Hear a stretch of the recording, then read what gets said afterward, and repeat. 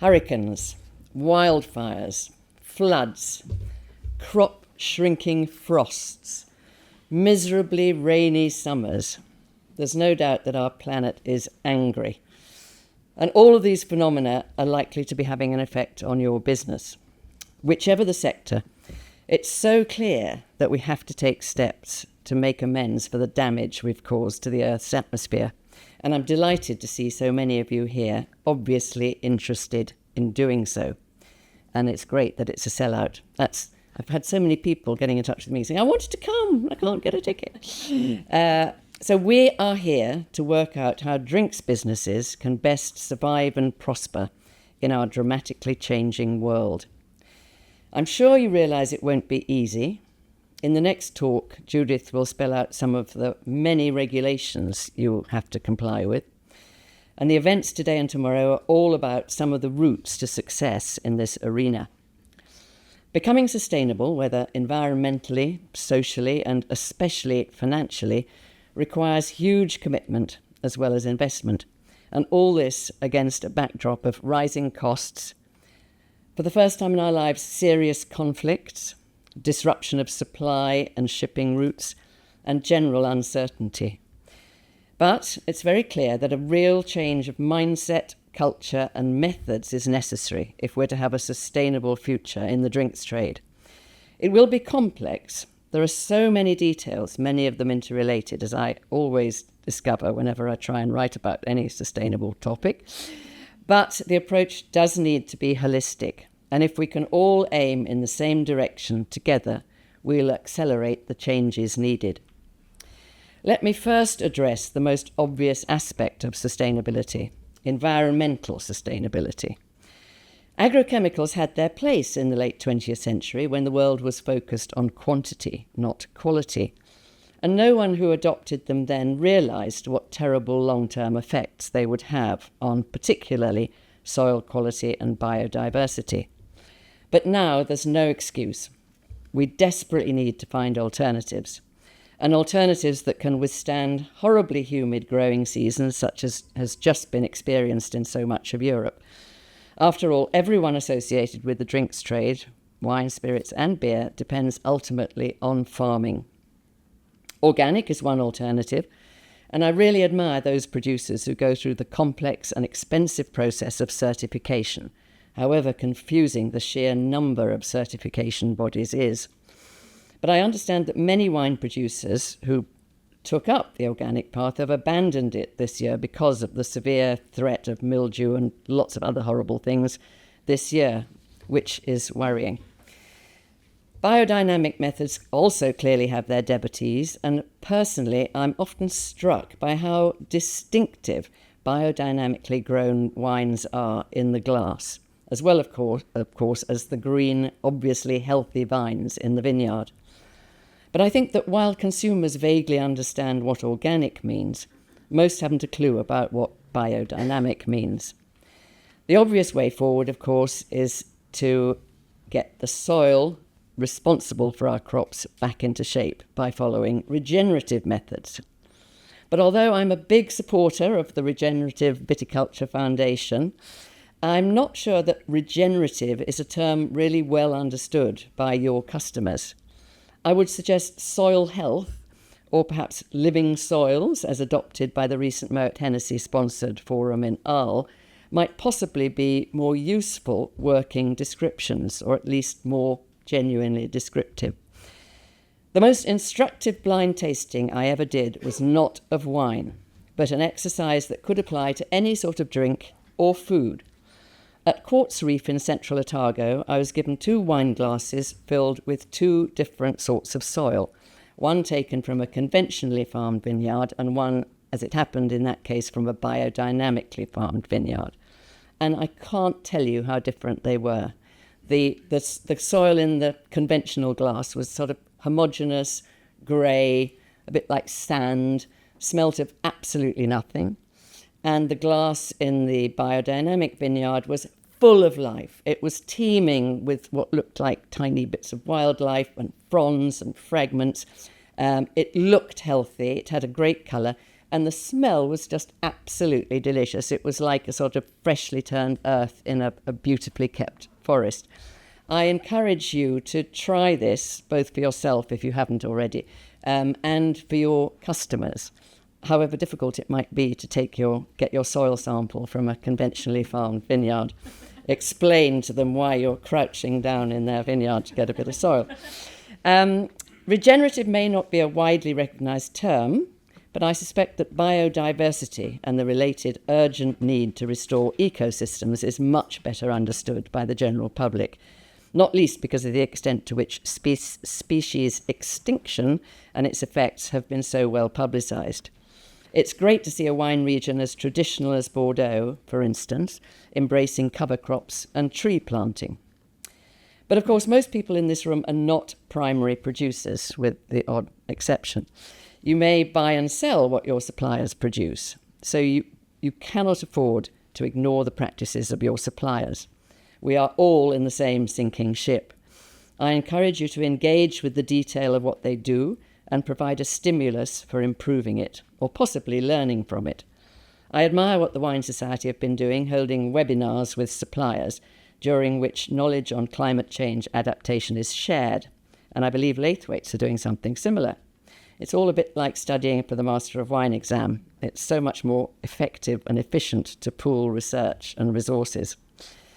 But of course, all of us here have many more directions in which to go on our journey towards profitable sustainability. As we all know, and Richard alluded to, I've been banging on since 1976 about that glass bottle production and transport is the biggest contributor to wine's carbon footprint.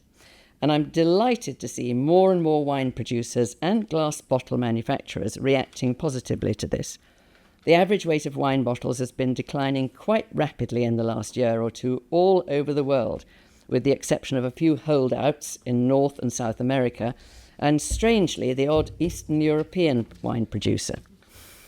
In this country, the initiative has been helped enormously by the Sustainable Wine Roundtable's Bottle Weight Accord, to which Richard alluded, and many important retailers, Scandinavian monopolies, and the latest recruit, Catena, represented here by Laura Catena, have signed up to it.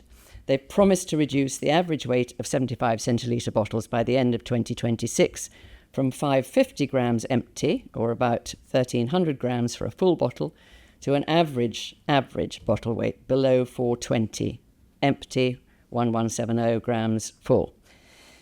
What may help is the dramatic increase in the quality and aesthetics of lighter glass bottles. There was a time when they always just looked cheap, but that's no longer the case. And they don't necessarily nowadays even feel light. I find I can no longer predict the weight of a bottle by how it looks and feels. Hats off, by the way, to retailers such as Waitrose and the Wine Society, who specifically publish bottle weights in the booklets they issue at their press tastings. On jancisrobinson.com, when possible, we precede our tasting notes with full bottle weights since early 2021. We do full bottle weights because we never know what we're going to do with the rest of the bottle. Are we going to try it again? Are we going to give it to our neighbours? Are we going to drain it? Don't know.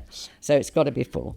But it's very easy. You just pretty much add 750 grams, or rather take away 750 grams and you get the empty bottle weight.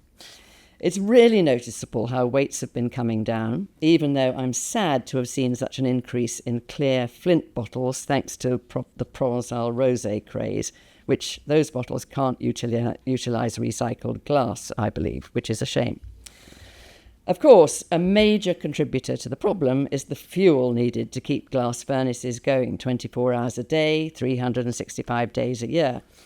I know that many bottle producers are trying to increase the proportion of recycled glass they use, but I was delighted also to read recently that the French glass manufacturer Verallia has the world's first all-electric furnace going in Cognac now.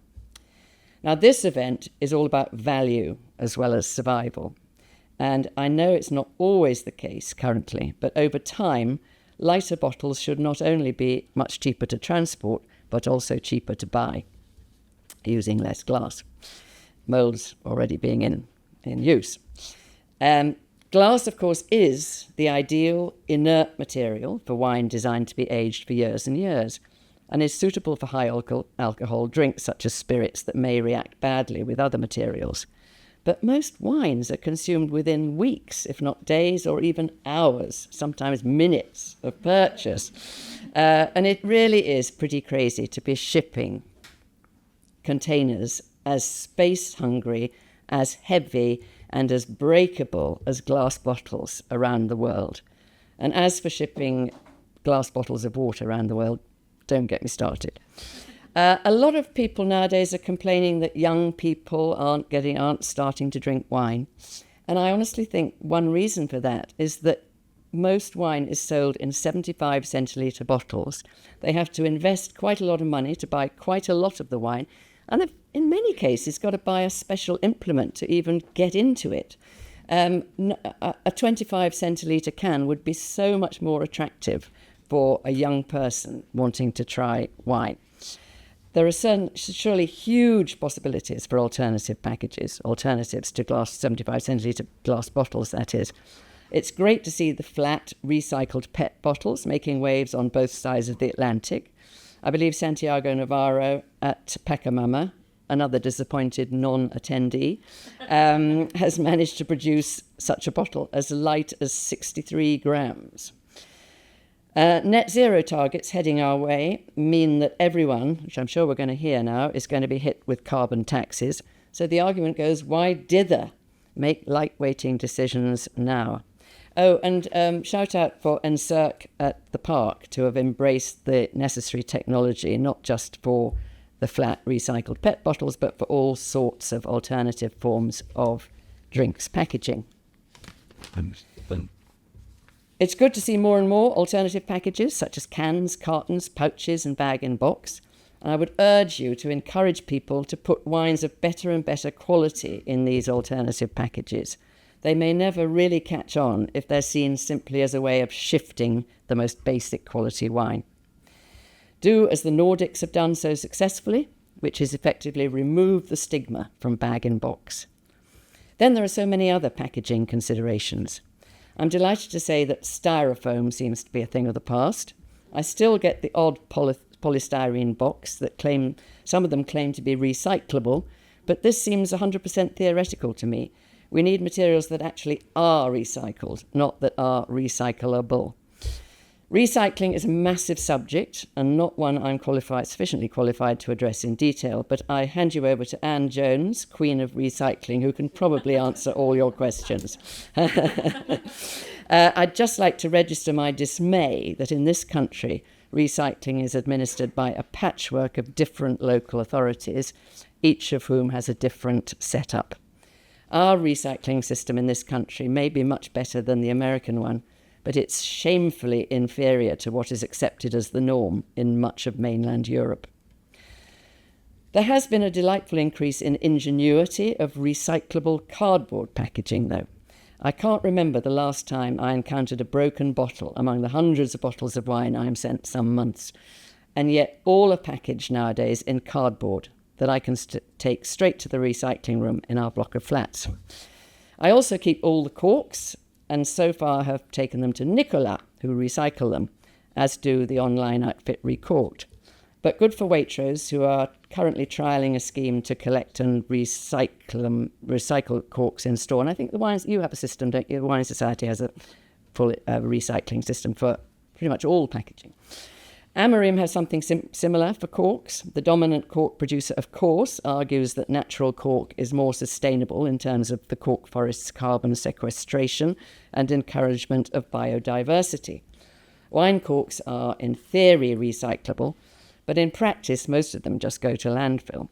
For effective recycling, they mostly need to be shipped back to Portugal, an energy and emission-intensive exercise, to be repurposed into other cork products, such as insulation, flooring, tennis balls, and aircraft components. The drinks industry, by the way, is by far the cork industry's most important customer. I used to favour screw caps because they can guarantee that the wine you get from a bottle is exactly what the producer put into it. But I must confess I'm increasingly torn. As I argued in a column in the FT last March, What we need is a genuinely impartial comparative life cycle analysis of the stoppers available, which has so far been lacking, unfortunately. The Scandinavian monopolies, again, who are admittedly in an enviable monopolistic position, have shown that importers can also demand how their suppliers behave.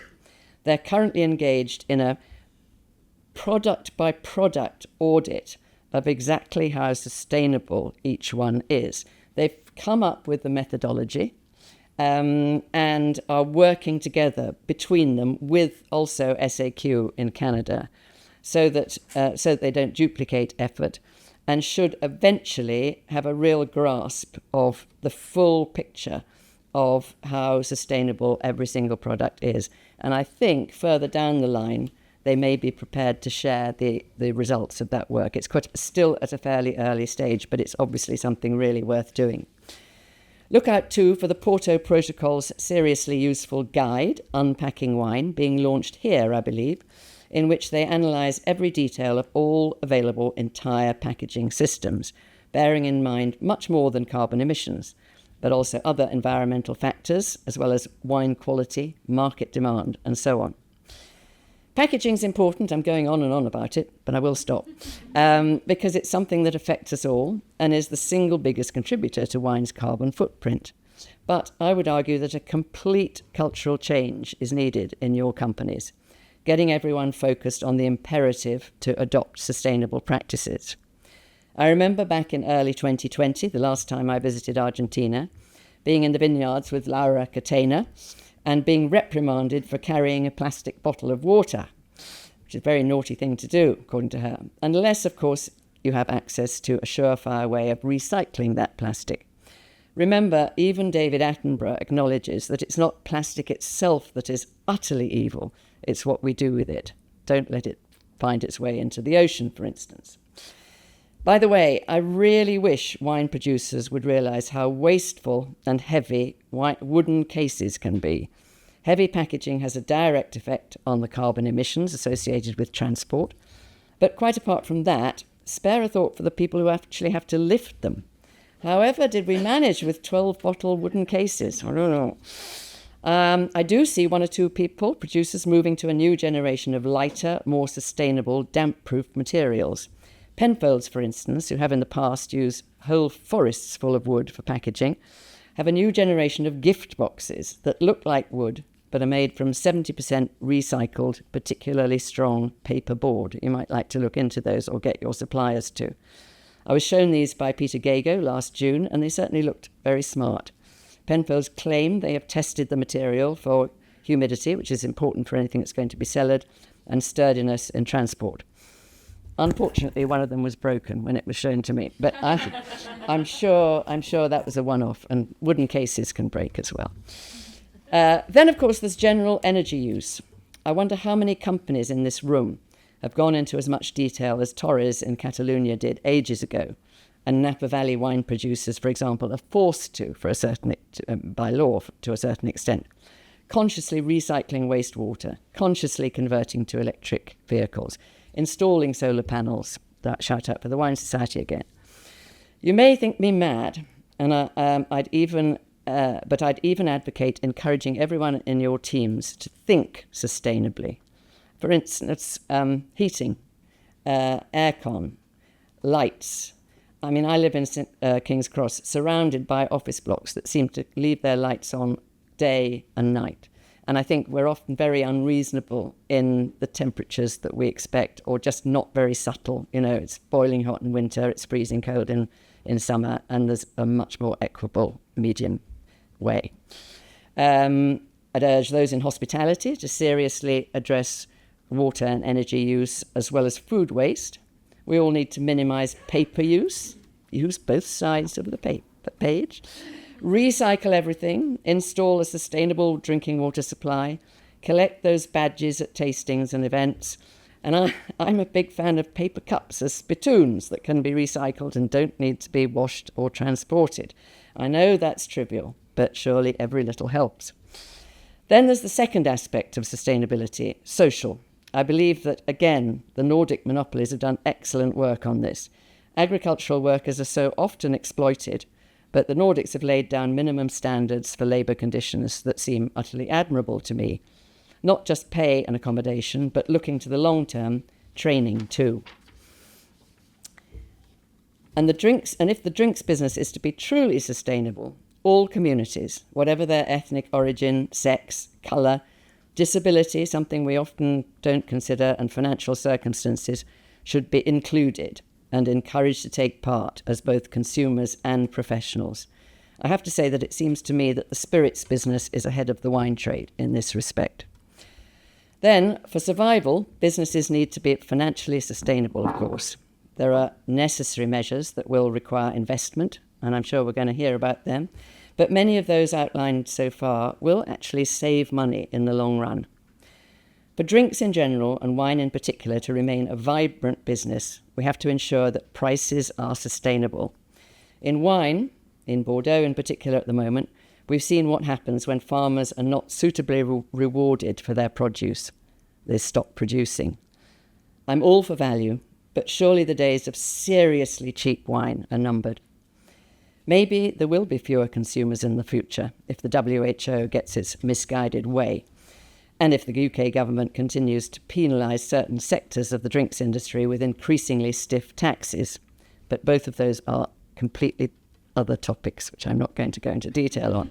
You'll be glad to know. Finally, I know I'll be accused of being an idealist rather than a realist, but I foresee a time when your customers will have to be educated that alcoholic drink is a treat that is utterly delightful and truly sustainable. Thank you.